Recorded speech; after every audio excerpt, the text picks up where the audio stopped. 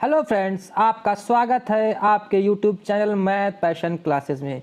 तो हमारी जो सीरीज चल रही थी सीटेट के पेपर की रिव्यू करने की, ठीक है, हल करने की, उसमें ये हमारा छठा लेक्चर है। तो आज हम सीबीएसई द्वारा जो सीटेट का पेपर 2021 में 4 जनवरी को करवाया गया था उसकी मैथ तो देख लीजिए, ठीक है। ये वो पेपर है, इसमें हम मैथ के जो प्रीवियस ईयर क्वेश्चंस हैं, ठीक है, सारे क्वेश्चंस हल करेंगे, जिससे आपको पता चला कि कैसे क्वेश्चन आता है, ठीक, और आपको कैसे वहाँ टैकल करना है।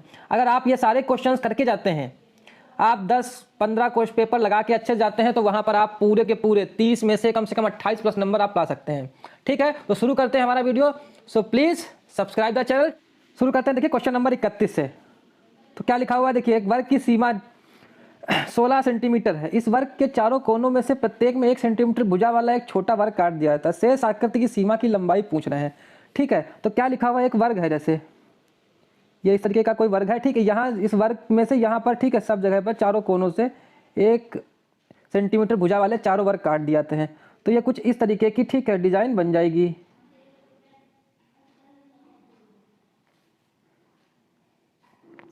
कुछ इस तरीके की डिजाइन यहाँ पर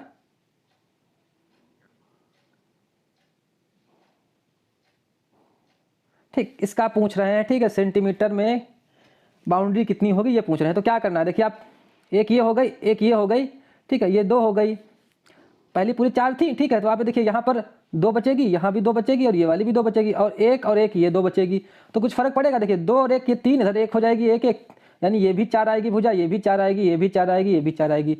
जितनी भुजा 1 सेंटीमीटर वाली कट्टी है वही इधर बढ़ गई है, ठीक है। तो पहले जितना था 16, वैसे यहाँ पर भी 4 4 4 4 होगी, ठीक है। तो इसका जो क्षेत्रफल आएगा, ये सॉरी, इसकी जो पैरामीटर आएगी यानी बाउंड्री आएगी, सीमा आएगी, वो भी वही वापस 16 ही मिल जाएगी, ठीक है। इसमें कोई फेरबदल नहीं होगा, क्योंकि जितना कटेगा उतना ही वापस उसमें मिल जाएगा। चलिए आगे क्वेश्चन चलते हैं।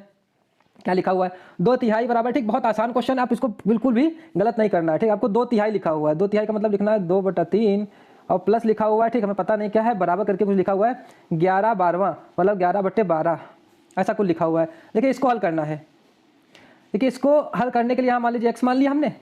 अभी x की वैल्यू निकालनी है, तो 2/3 यहाँ से हटके कहाँ जाएगा, उधर जाएगा, ठीक है। तो इसको लिख सकते हैं ऐसे, x बराबर आ जाएगा, ठीक है, 11/12 माइनस आ जाएगा 2/3।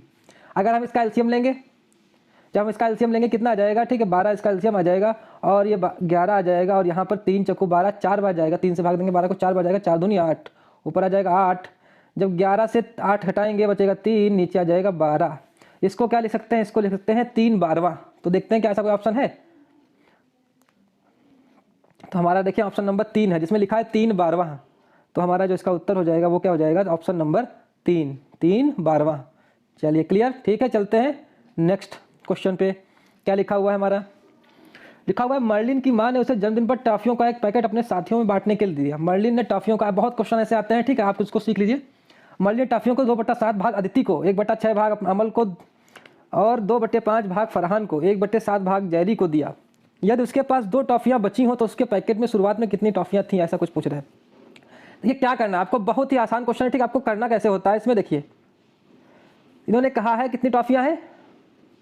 सबसे पहले, ठीक है, लिखिए हम टॉफी को जोड़ लेते हैं। एक लिखा हुआ है 2/7 प्लस 1/6, और उन्होंने, ठीक है, 2/5 प्लस का 1/7, ऐसा कुछ है। देखिए इसको हमें जोड़ना है, तो इसका जब हम लासा लेंगे, ठीक है, देखिए लासा लेना है, तो 6 7 42, और 42 पंचे आएगा 210। कितना आ जाएगा, 210 इसका लासा आ जाएगा। देखिए 7 से 30, 7 या 21, 30 बार जाएगा, 30 दूनी 60। ऊपर देखिए क्या है, 6 से इसको भाग देंगे 35 बार जाएगा, तो ऊपर आ जाएगा 35 से कम 35, प्लस यहाँ पर 5 से जब इसको भाग देंगे, ठीक है, 35 और 2 जाएगा 42 बार, 42 दूनी हो जाएगा 84।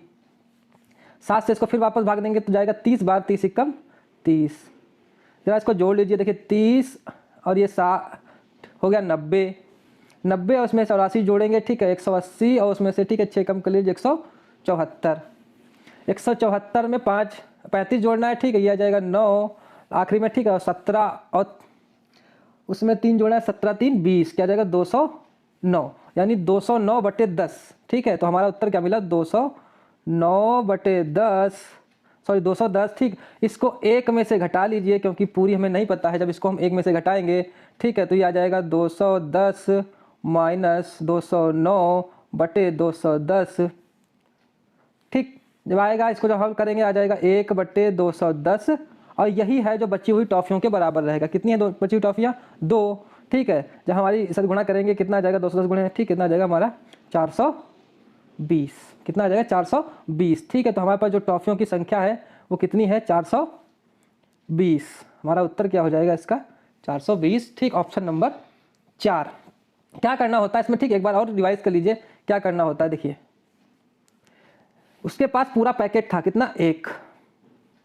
उसमें से ही उसने जितने भी बांटे हैं सबको जोड़कर जोड़कर जोड़कर, ठीक है, घटा दीजिए और बराबर जो बची हुई है 2 टॉफियाँ उसने रख दी। इसी को हमने हल किया है। ठीक है, 1 माइनस जितने भी पार्ट उसने खरीदे थे, मतलब बांटे थे, उनको ठीक है 1 से घटाकर बराबर करके बची हुई संख्या उसमें रख दी है हमने। ठीक, उत्तर हमारा मिल जाएगा। आगे जो भी क्वेश्चन है आप ऐसे इसको बहुत आसानी से कर सकते हैं। ठीक है, चलिए क्लियर। आगे चलते हैं क्वेश्चन नंबर नेक्स्ट पे। क्या लिखा हुआ है? एक दुकानदार के पास कुछ अंडे हैं, ठीक है, वह उन्हें एक ट्रे में रखना चाहता है जिसमें ठीक 12 अंडे आते हैं। मतलब उन्हें ट्रे में रखना है लेकिन एक ट्रे में कितने आते हैं? 12। उसने अंडों को 9 ट्रे में रखा, ठीक, और उसके पास 5 अंडे बच भी गए। उसे अभी कितने अंडों की आवश्यकता है जिससे उसे 7 ट्रे भरने के बाद कोई अंडा ना बचे? ऐसा कुछ कह रहे हैं, कुछ है ही नहीं इसमें। ठीक, क्वेश्चन में कह रहे हैं एक ट्रे है उसमें 12 अंडे आते हैं। कितने आते हैं? 12 आते हैं। 9 ट्रे में रख चुका है, तो 9 ट्रे में रख चुका है 12 अंडे में, ठीक, 108। ये तो अंडे यहाँ हो गए। ठीक, बचे कितने अंडे हैं? 5। 9 ट्रे तो भर चुकी हैं, ठीक है, 10वीं ट्रे भरने के लिए उसके पास 5 अंडे बचे हुए हैं और एक ट्रे में आते कितने थे? 12। कुछ करने नहीं आपको, ठीक है, आपके पास 5 हैं, 12 आपको चाहिए थे ट्रे भरने के लिए, यानी ठीक है 12 से सीधा 5 घटाएंगे, हमारा कितना बच जाएगा? 7। मतलब हमारा जो उत्तर है वो क्या होगा? 7। उसको 7 अंडे और चाहिए, ठीक है, 10वीं ट्रे जो है उसको भरने के लिए, क्योंकि उसके पास 5 पहले से ही है, तो उसका कोई, ठीक है, दिक्कत ही नहीं थी इसमें। इसका उत्तर नंबर हो जाएगा ऑप्शन नंबर 3, 7 अंडे और चाहिए। चलिए क्वेश्चन नंबर नेक्स्ट पे चलते हैं आगे। क्या है? सविता एटीएम से कुछ रुपए निकालने गई, ठीक है, उसे 2000 के 5 नोट, ठीक, चलिए साथ में देखते रहते हैं। 2000 के 5 नोट मतलब कितना हो गया? 10,000। ठीक, अगली बार 500 के 4 नोट, 4 पंचे 20, कितने हो गए यहाँ से? 2000 रुपये। और 100 के 9 नोट मिले, ठीक है, 100 के 9 नोट मतलब कितने हो गए यहाँ पे? 900। कितना हो गया? 10,000, 2 12,000 और 9 12,900। ठीक, उसे गिनने पे मालूम हुआ उसके पास 2000 का नोट, एक नोट कम है और 100 का एक नोट कम है। ये कह रहे हैं, ठीक है, 100 का एक नोट कम है, 2000 का एक नोट कम है। 2000 ये 100 ये कितने हो गए कम? 2100 रुपये। पूछ क्या रहे? उसने एटीएम से निकालने के लिए कितनी राशि भरी थी? पैसे पूछ रहे कितने उसने भरे थे। देखिए 10,000, 12 और 900, 12,900 तो निकला है, 2100 रुपये कम रहेगा। अगर 12,009 में हम सब जोड़ते हैं, ठीक है, कितना आ जाएगा? 12,900 और इसमें 2100 जोड़ते हैं, हमारा आ जाएगा 15,000 रुपये। तो इसका मतलब उसने एटीएम में भरने, ठीक है, कितने रुपए भरे थे? 15,000 रुपये विड्रॉल के लिए, ठीक है, निकालने के लिए भरे थे, लेकिन कुछ कम आए थे। उत्तर क्या हमारा हो जाएगा? ऑप्शन नंबर 3, ठीक है, 15,000 रुपये। चलिए नेक्स्ट क्वेश्चन। अनु बॉट 2 kg 500 लड्डू, ठीक है, 3 kg 250 ग्राम जलेबी, 4 kg रसगुल्ला, ठीक है, ये सब लिखा हुआ है। चलिए हिंदी में देखते हैं। अनु ने मिठाई की दुकान से 2 किलो 500 ग्राम लड्डू खरीदे, 3 किलो 250 ग्राम जलेबी खरीदी और 4 किलो रसगुल्ले खरीदे। दुकानदार सारी मिठाइयों को डिब्बों में भर देता है जिससे अधिकतम सीमा 750 ग्राम है। बहुत सारे ऐसे क्वेश्चन बनते हैं, ठीक, हर बार आते हैं। ठीक, क्या करना है आपको? एक चीज़ में कन्वर्ट कर लेना, या तो ग्राम में या तो किलोग्राम में, ठीक है। तो आपको ग्राम में कन्वर्ट करना आसान रहेगा, तो क्या करना है? देखिए 2 किलो 500 ग्राम ऐसा है, ठीक, सबको पहले जोड़ लीजिए।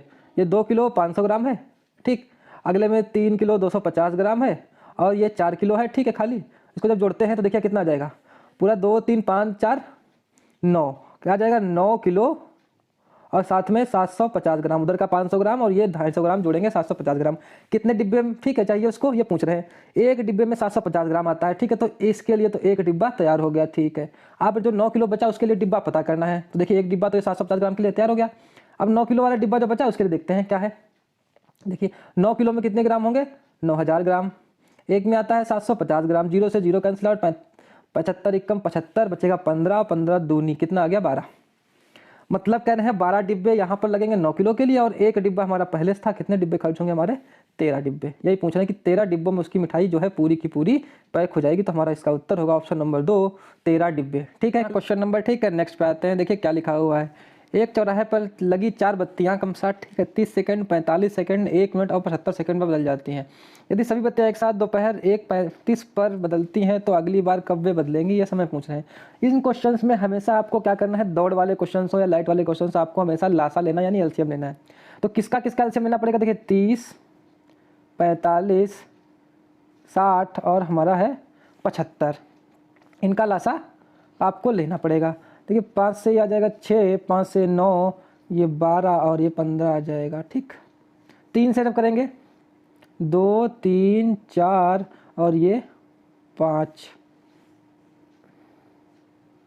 2 से जब करेंगे 1, 3, 2 और 5। ठीक है, लासा लेना है। देखिए क्या करेंगे, अब इनको गुणनखंड नहीं करेंगे। 5 दूनी 10, 10 तियाँ 30, 30 दूनी 60, 60 तियाँ 180 और 180 पंचे 18 पंचे 90, क्या आ जाएगा 900। मतलब जो इनका लासा आया है, ठीक, वो कितना आया है 900। 900 सेकंड के बाद ये मिलेंगी। अब इसको मिनट में बदल देते हैं। ठीक है, टाइम निकालना है हमको, तो 900 सेकंड जो है हमारा 900/60 हो जाएगा। 0 से 0 कैंसिल। ठीक है, इसको डिवाइड करेंगे 15 6 का 90, कितना आ जाएगा 15, और ये भी क्या आ जाएगा मिनट। मतलब 15 मिनट के बाद वो वापस साथ में मिलेंगी। तो इसमें 15 मिनट जोड़ के हमारा उत्तर मिल जाएगा। देखिए 1:35 है, इसमें जब हम 15 मिनट जोड़ेंगे तो हो जाएगा 1:50, यानी 1:50 पर वो बत्तियाँ आपस में फिर से एक साथ जलेंगी। ठीक है, तो हमारा उत्तर क्या हो जाएगा ऑप्शन नंबर 2, 1। ठीक है, 50 PM। 1:35 था, अब 15 मिनट बाद ठीक है वो वापस जुड़ेंगे, यानी 35 में 15 जोड़ के 1:50 पे वो वापस एक साथ जुड़ेंगे। हमेशा क्या करना है, इनमें लासा लेना है। ठीक, और उसको मिनट से घंटे में, या कह सकते हैं ठीक है सेकंड से मिनट में बनाकर क्वेश्चन का उत्तर दे देना है। ठीक है, चलिए आगे क्वेश्चन नेक्स्ट क्या लिखा हुआ है।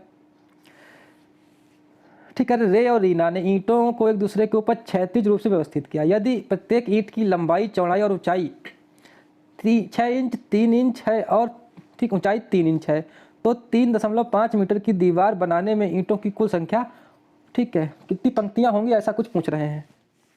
तो ये हमारा ठीक क्वेश्चन है।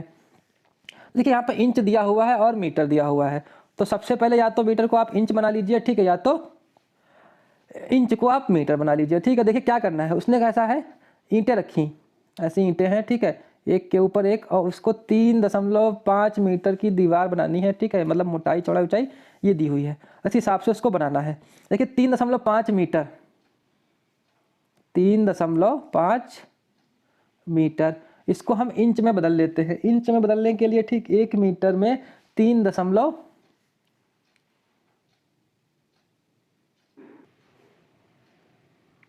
हाँ इसमें ठीक है लिखना है 39 जो है 37 इंच होते हैं 1 मीटर में। ठीक है, इसको जो हम जो ईंट की मोटाई है 3, उससे जो हम भाग देंगे, कैंसिल आउट करेंगे और गुणा करने के बाद ठीक हमारा जो उत्तर आएगा वो 45 समथिंग आएगा। ठीक है, जिसको हम उत्तर ऑप्शन में ढूंढेंगे तो हमारा ऑप्शन 46, 48, 42, 64, तो एग्जैक्ट आंसर ठीक है जो हमारा मिल जाएगा वो लगभग 46 के आसपास मिल जाएगा। ठीक है, चलिए हमारा नेक्स्ट क्वेश्चन क्या है उस पर आते हैं।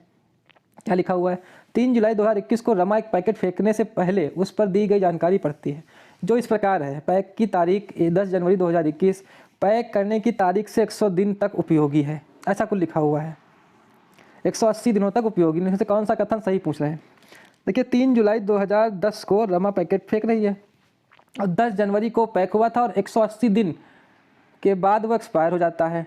ठीक है, 180 दिन के बाद एक्सपायर होता है, मतलब 180 दिन मतलब अगर हम कहें तो 6 महीने होते हैं ना, 6 तियाँ 18, 30 दिन के हिसाब से 6 महीने हो गए, 6 महीने की इसकी एक्सपायरी है। तो इसके जो ऑप्शन है जरा उनको देख लेते हैं क्या लिखा हुआ है। उसे पैकेट फेंक देना चाहिए क्योंकि सामान खराब होने की तिथि गुजर चुकी है, तो ये तो पहला गलत हो गया हमारा। ठीक है, क्या है, अभी तो उसमें कुछ दिन बाकी हैं। देखिए 10 जनवरी को पैकिंग थी और 3 जुलाई को वो देख रही है, तो अभी 7 दिन तो बाकी थे। वह पैकेट इस्तेमाल तकरीबन 1 सप्ताह के लिए कर सकती है। ठीक, हाँ 7 दिन बाकी हैं, क्यों, क्योंकि देखिए क्या दिखा हुआ है, 3 जुलाई को वो फेंकने जा रही थी और 10 जनवरी को पैक हुआ था, 6 महीने होने में, ठीक, यानी 10 जुलाई को 6 महीने हो जाएंगे, यानी 1 हफ्ता उसके पास अभी है, अगर वो उस चीज़ को यूज करना चाहे तो यूज कर सकती है। ठीक है, तो हमारा जो इसका उत्तर हो जाएगा वो क्या हो जाएगा, पैकेट इस्तेमाल तकरीबन 1 सप्ताह के लिए और कर सकती है, तो हमारा इसका उत्तर है ऑप्शन नंबर 2। चलते हैं नेक्स्ट क्वेश्चन पे, क्या लिखा हुआ है। अध्यापिका बच्चों को कुछ वस्तुएं देती हैं जिसमें एक माचिस, एक बॉल, एक किताब, एक स्टील का ग्लास और एक रस्सी शामिल है। फिर उस वस्तु को पहचानने के लिए कहती है जिसमें सबसे ज़्यादा कोने हैं। उपरोक्त स्थिति के अनुसार इसमें से कौन सा कथन सत्य है। ये क्वेश्चन लिखा हुआ है। ठीक है, कह रहे उसको 4 चीज़ें दी जाती हैं बच्चे को, माचिस, किताब, स्टील का ग्लास, रस्सी, ठीक, और एक बॉल, 5 चीज़ें। पूछ रहे हैं किसमें सबसे ज़्यादा कोने हैं, तो हमें तो पता है कि ठीक किसमें सबसे ज़्यादा कोने होंगे। चलिए क्या लिखा हुआ है, ठीक, कथन सत्य ढूंढना है, सत्य ढूंढना है। ठीक है, रस्सी का चुनाव किया जाना चाहिए क्योंकि वस्तु में सबसे अधिक लंबी रस्सी है। ठीक है, सबसे ज़्यादा कोने पहचानने हैं, सबसे लंबी की बात नहीं, तो पहला ऑप्शन कट हो गया। किताब का चुनाव किया जाना चाहिए क्योंकि इससे माचिस से ज़्यादा इसमें कोने होते हैं, ऐसा कुछ नहीं है। ठीक, तो ये भी हमारा कट हो गया। आगे देखते हैं, माचिस और किताब का चुनाव किया जाना चाहिए क्योंकि दोनों को किनारे सतहें कोनों के आधार पर एक ही श्रेणी में वर्गीकृत किया जा सकता है। ठीक है, नंबर 4 लिखा हुआ है, बॉल का चुनाव करना चाहिए क्योंकि इसमें अनंत कोने होते हैं, ऐसा कोई नहीं, इसमें कोई कोना नहीं है। ठीक है, तो ये भी हमारा गलत हो गया। तो हमारा जो उत्तर हुआ, किसका चुनाव करना चाहिए, माचिस और किताब का, क्योंकि दोनों ही ठीक है का शेप जो है वो कुछ इस तरीके का हम कह सकते हैं होता है। ठीक है, मोटी किताब है तो इस तरीके का, ठीक है, घनाभ का, ठीक है, शेप होता है लगभग। चलिए, इसका उत्तर क्या हो जाएगा, 3। चलिए नेक्स्ट क्वेश्चन हमारा क्या है, देखिए, 3 या 3 से अधिक रेखाखंडों से बनी आकृति को कहते हैं, 3 या 3 से अधिक बनी रेखाखंड की आकृति को कहते हैं पॉलीगॉन। ठीक है, इसमें लिखा हुआ है पॉलीगॉन को कहते हैं बहुभुज। ठीक है, तो हमारा उत्तर क्या हो जाएगा, ऑप्शन नंबर 3 इसका उत्तर हो जाएगा। ठीक, ये नहीं है, ऑप्शन नंबर 3। चलिए क्वेश्चन नंबर नेक्स्ट, क्या लिखा हुआ है, एक शहर का तापमान सुबह 9 बजे 23.5 था। ठीक है, सुबह 9 बजे की बात कर रहे हैं, 23.5 था सुबह 9 बजे, प्रत्येक घंटे 0.7 डिग्री सेल्सियस नीचे गिर जाता है, तो कह रहे तापमान 17.2 डिग्री सेल्सियस का पहुंच जाएगा। अब देखिए 0.7 डिग्री सेल्सियस गिर जाता है 1 घंटे में, तो हमें घंटा पता करना है कितने घंटे लगेंगे उसको 17.2 तक पहुंचने में। अंतर देख लीजिए पहले, कितना डिग्री सेल्सियस गिरेगा, देखिए 23 अगर हम कहें 23.5 से हम 17.2 घटाते हैं तो हमारे यहाँ पे मिल जाएगा 3 और यहाँ मिल जाएगा हमें यहाँ पे 13 से आ जाएगा 6.3। ठीक, इतना डिग्री सेल्सियस तापमान गिरता है, कितना 6.3। जरा इसको हम, ठीक है, 7 से डिवाइड कर लेते हैं, 7.7 है, पॉइंट से पॉइंट हट जाएगा। ठीक है, 7 नेमा 63, कितना आ जाएगा 9, मतलब हम कहें हमारा कितना आया 9, तो 9 घंटे लगेंगे उसको, ठीक है, टेम्परेचर को 23.5 से लेकर 17.5 तक पहुंचने में। 9 घंटे, 9 बजे का सुबह का टाइम है, उसमें 9 जोड़ेंगे, 9 हो जाएगा 18। 18 का मतलब होता है शाम को 6 बजे। ठीक है, 12 और फिर अगले 6 घंटे जोड़ के कितना हो जाएगा 18। 18 को कह सकते हैं 6 PM। ठीक है, क्या कह सकते हैं 6 PM। ये यहाँ पर दिया हुआ सुबह के, ठीक है, तो हो जाएगा शाम का। तो हमारा जो उत्तर है PM AM से कोई मतलब नहीं यहाँ पे। ठीक है, सुबह का दिया है, देखते हैं यहाँ पे क्या लिखा, ऑप्शन 9 PM था। ठीक है, यहाँ पर लिखा हुआ है सुबह, लेकिन वहाँ पे चलिए कोई दिक्कत नहीं हमको। ठीक है, 6 बजे वो आ जाएगा हमारा उत्तर, कि जब टेम्परेचर जो है 17.2 डिग्री सेल्सियस तक आ जाएगा। क्या लिखा हुआ है, चलिए हिंदी में देखते हैं इसको। क्वेश्चन नंबर, ठीक है, जो हमारा है ये 43, क्या लिखा हुआ है, 15, 8, 13, 1, 23, 15, 20, 1, ये लिखे हुए हैं। ठीक है, इनमें क्या पूछ रहे हैं, माध्य और माध्यिका। तो सबसे पहले माध्य माध्यिका निकालना आना चाहिए। ठीक है, तो पहले माध्य निकालते हैं अगर हम, तो माध्य के लिए अब सबसे पहले सब कुछ जोड़ लेते हैं। ठीक है, जोड़ेंगे, 15, 8 हो जाएगा 23, 15, 8, 23, 23, 13, ठीक है, 15, 8, 23 और 3, 26, 10, 36, 1, 37, 37 और 23 जोड़ेंगे आ जाएगा 60, 60 और 15, 75 और 75, 10, 95 और 1, 96, कितना आ गया 96। संख्याओं की संख्या कितनी है, कितने हैं 2, 2, 4, 2, 6, 2, 8, कितने हैं 8। 8 से भाग देंगे कितना आ जाएगा, 8 कमा 8, 8 दूनी 16, 12। इसका जो माध्य आ गया वो कितना आ गया 12। ठीक है, चलिए माध्यिका देखते हैं। माध्यिका के लिए पहले अरेंज करना पड़ता है, ठीक है, असेंडिंग या डिसेंडिंग में। तो हम, ठीक है, बढ़ते हुए क्रम में लगा देते हैं। देखिए पहले हम क्या लिखेंगे 1, फिर दूसरा 1, उसके बाद हमारा आ जाएगा 8, 13, 15, 15, उसके बाद हमारा 20 और उसके बाद हमारा 23। ठीक है, हो गए 2, 2, 4, 2, 6, 2, 8।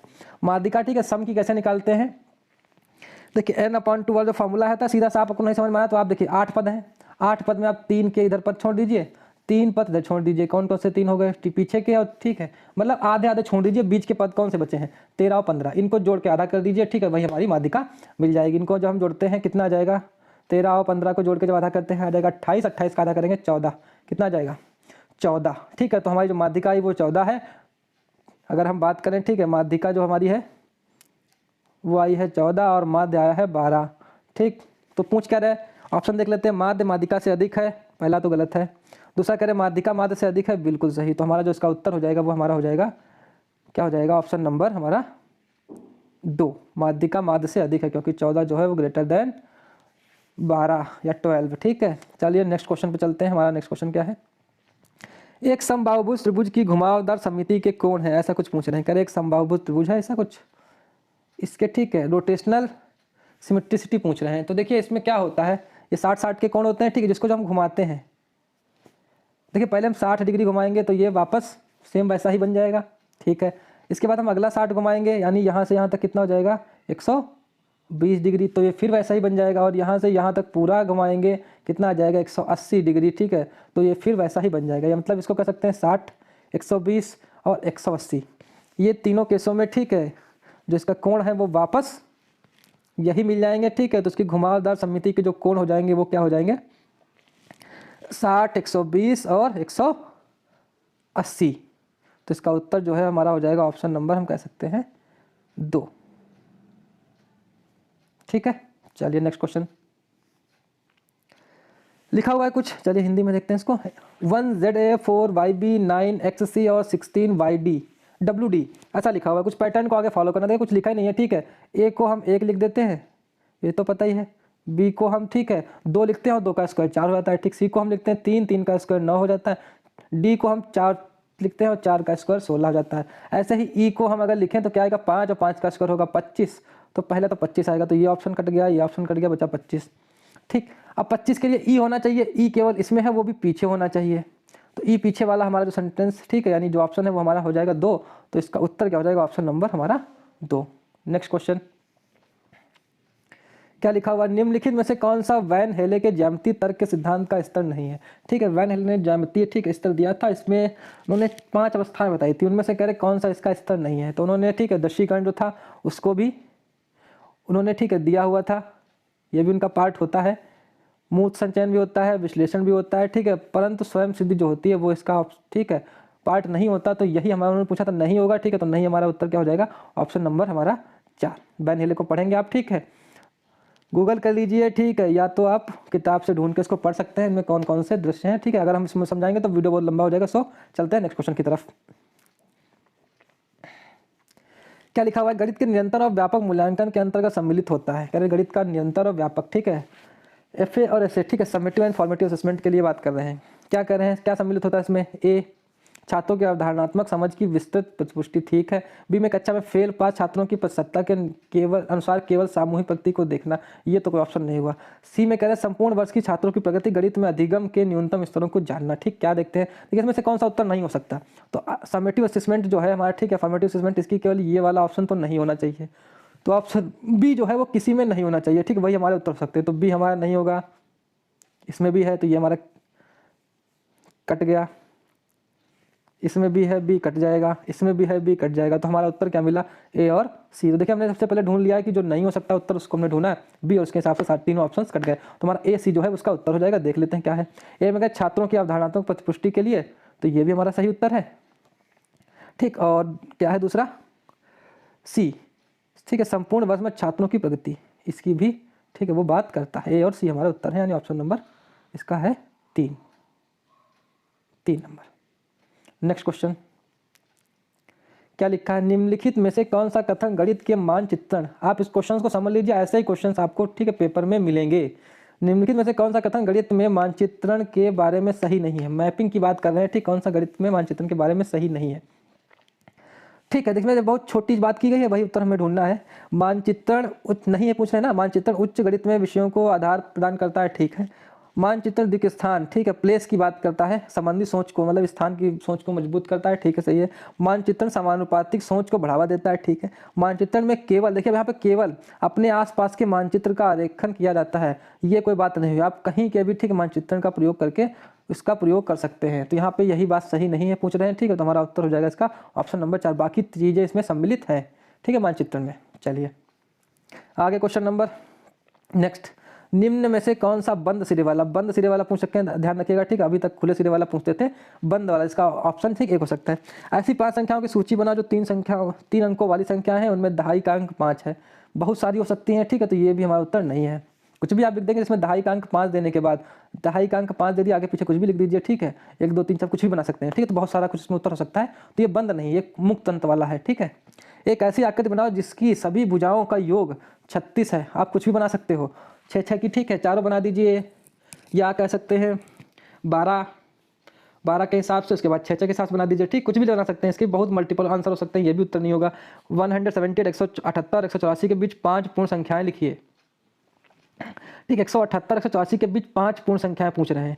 अब इसके बीच कौन संख्याएं होती हैं? 178, ठीक, 79 आएगी, 180 आएगी, ठीक, 179 179 और 181 182 और 183, यही तो मिलेंगी। इनमें 5 के अलावा संख्या ही नहीं मिलेंगी। तो हमारा जो बंद मुक्त वाला है, ठीक है, बंद सिरे वाला उत्तर है, वो कौन सा हो जाएगा? ऑप्शन नंबर हमारा 3। क्या इसका उत्तर हो जाएगा? Option number 3। बाकी सब मुक्त वाले, ये भी मुक्त वाला है और ये भी देखिए, पढ़ लीजिए। 5 संख्याओं के 2 समूह सूची बनाओ जिनका योग 50 है। जिनका योग 50 है, कुछ भी बना लीजिए आप, ठीक है, 10 और 40 बना लीजिए, 20 30 बना लीजिए, 25 25 बना लीजिए, कुछ भी बना सकते हैं, ठीक, बहुत सारे मल्टीपल आंसर हो सकते हैं, ठीक है, इसलिए उत्तर हमारा जो है बंद वाला के लिए ऑप्शन नंबर सी रहेगा, ठीक। क्वेश्चन नंबर नेक्स्ट, क्या कर, निम्न में से कौन सा संख्याओं का प्रकार उपयोगिता नहीं है? क्या संख्याओं का प्रकार उपयोगिता नहीं है? सबसे पहले देख लीजिए गणन संख्या, ठीक, उसके बाद लिखा है क्रम सूचक संख्या, फिर सौंदर्यपरक संख्या, अंक की संख्या। आप देखिए, आपने कभी सौंदर्यपरक संख्या पढ़ी है? ऐसी कोई संख्या की बात होती है? नहीं ना। क्रम सूचक, क्रम से बताए, 1 2 3 4 5 कुछ भी बताएं। गणन संख्या, ठीक है, जिनकी गणना करनी है, जोड़ना है, घटाना, कुछ भी। अंकित संख्या मतलब जो लिखी हुई है, ठीक है, तो ऐसा कुछ। लेकिन सौंदर्यपरक संख्या की बात क्या है? सौंदर्य कहाँ ढूंढना है संख्या में? तो हमारा जो ऑप्शन नंबर 3 है वही हो जाएगा इसका उत्तर। चलिए नेक्स्ट क्वेश्चन पे। लंबाई का मापन पढ़ाते समय अध्यापिका छात्रों को अपनी मेज की लंबाई मापने के लिए की बजाय हाथ और पेपर, दिखा बिलांद, ठीक है, और पेपर क्लिप से नापने को कहती है। इस क्रियाकलाप को कराने का अति उपयुक्त कारण क्या है? अध्यापिका जो है मेज की लंबाई नापने के लिए हाथ का प्रयोग करती है या तो क्लिप का प्रयोग करने को कहती है, पेपर क्लिप का। तो इसका कह रहे हैं क्रियाकलाप का उद्देश्य क्या है? सबसे जरूरी उद्देश्य, यानी सबसे सटीक उत्तर ढूंढना है। वह विद्यार्थियों को क्रियाशील गतिविधियों में व्यस्त रखना चाहती है, ठीक है, ये भी हो सकता है। वह अपने विद्यार्थियों को यह सिखाना चाहती है कि पेपर क्लिप द्वारा लंबाई नापी जा सकती है, ये भी हो सकता है। वह चाहती है कि उसके विद्यार्थी पुराने तरीकों से वस्तुओं को मापन करने का अभ्यास करें, यह भी हो सकता है। नंबर 4 का, वह चाहती है कि विद्यार्थी मापन के लिए इकाई, मानक इकाइयों की आवश्यकता को समझे। सब में सबसे अच्छा और सटीक आंसर जो है वो ऑप्शन नंबर 4 है। जिससे वो क्या सिखाना चाहती है? वो सिखाना चाहती है केवल हाथ और, ठीक है, इनसे तो आप नाप सकते हैं, लेकिन आप क्लिप से कितनी नापेंगे?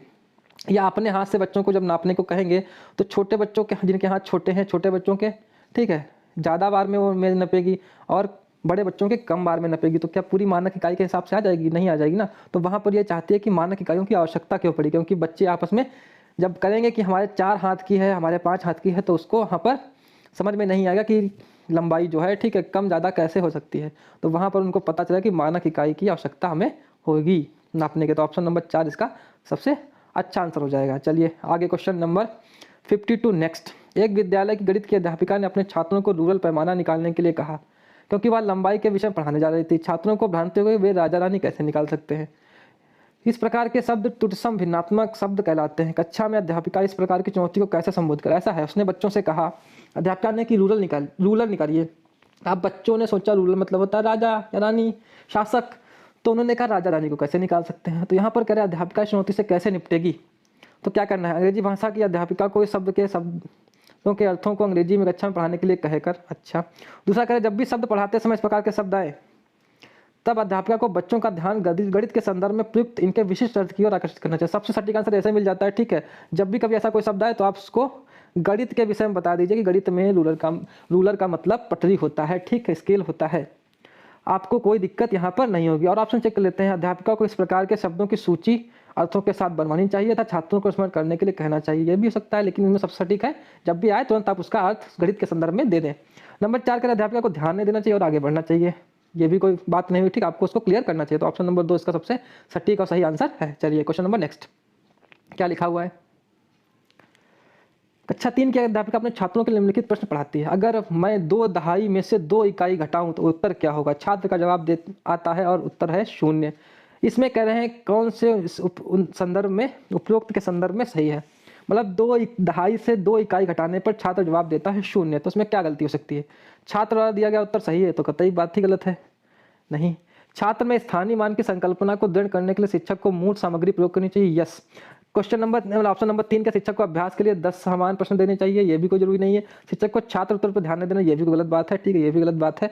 बात क्या हमारी यहाँ पर सही हुई, छात्र में स्थानीय मान की संकल्पना को दृढ़ करने के शिक्षक को मूल सामग्री देनी चाहिए। उसको मतलब ऐसा है, इसको इकाई बतानी है तो 1 पेंसिल दे दे, अगर उसको दहाई बतानी है, दहाई में 1, ठीक है, 10 पेंसिलों का एक बंडल बना के दे सकती है।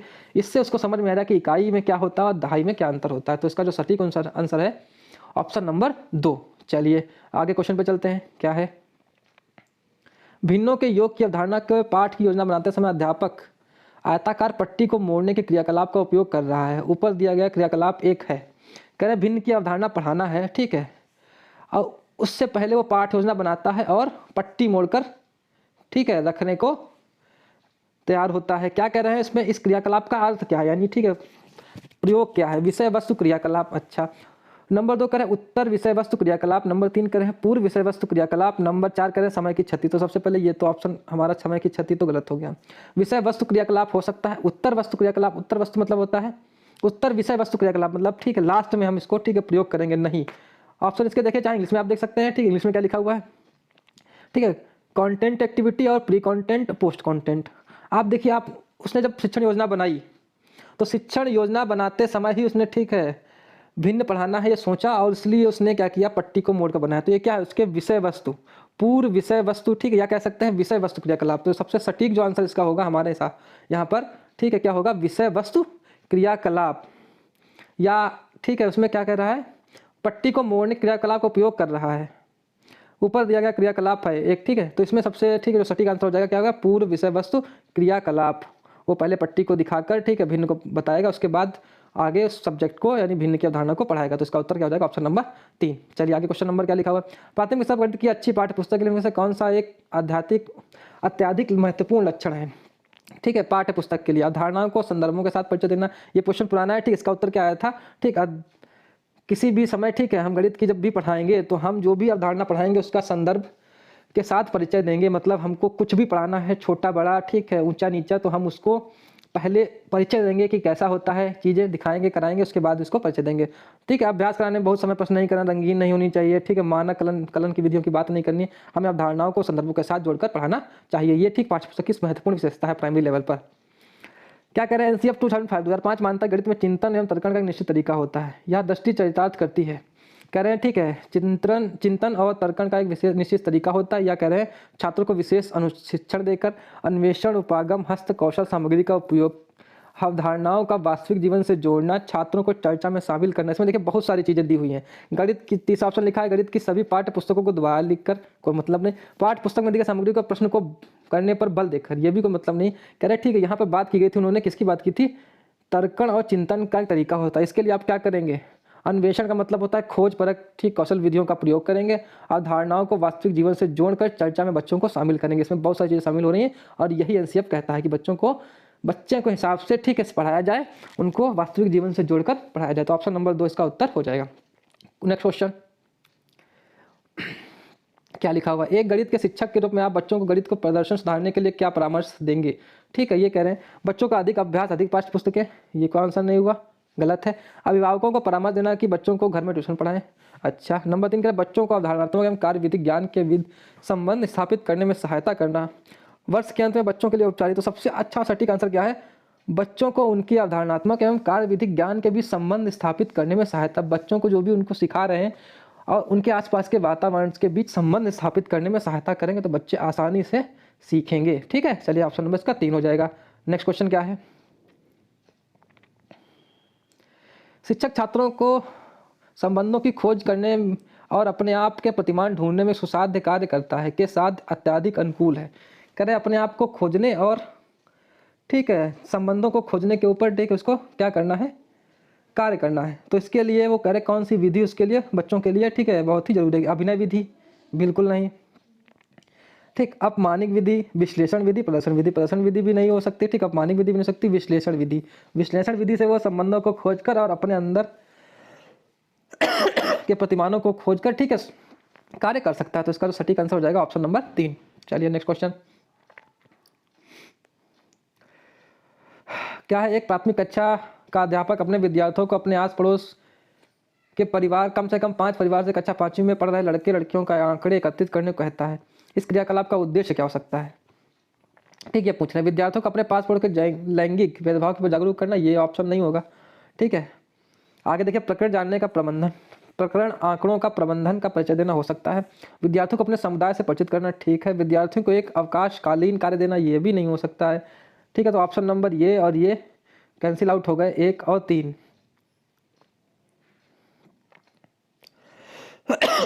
1 और 3 कैंसिल आउट हो गए। ठीक है, तो हमारा ऑप्शन बचा है 2, प्रकरण आंकड़ों का प्रबंधन का परिचय देना, विद्यार्थियों को अपने समुदाय से परिचित करने का। तो यहाँ पर देखिए क्या लिखा हुआ है। ठीक है, to make children family with the community to introduce the topic of data handling. ठीक है, तो यहाँ पर वो क्या कर रहा है, अपने आस पड़ोस के, ठीक ऐसे कहता है। तो गणित के परिप्रेक्ष्य में इसका उत्तर क्या होगा? ऑप्शन नंबर 2, प्रकरण आंकड़ों का प्रबंधन पढ़ाना चाहता है या बताना चाहता है, तो पहले वो ऐसी चीजें कर रहा है। ठीक है, तो इसका सटीक आंसर क्या होगा? Option number 2। चलिए नेक्स्ट क्वेश्चन क्या लिखा हुआ है, लास्ट क्वेश्चन है। ठीक है, देख लीजिए, निम्नलिखित में से कौन सा चरण पोलिया द्वारा दिए गए समस्या समाधान के चरणों में नहीं है? ठीक है, पोलिया द्वारा कुछ समस्या समाधान के चरण दिए गए हैं, इनमें से कौन सा वो है नहीं, मतलब उनके चरणों में शामिल नहीं है। क्या है?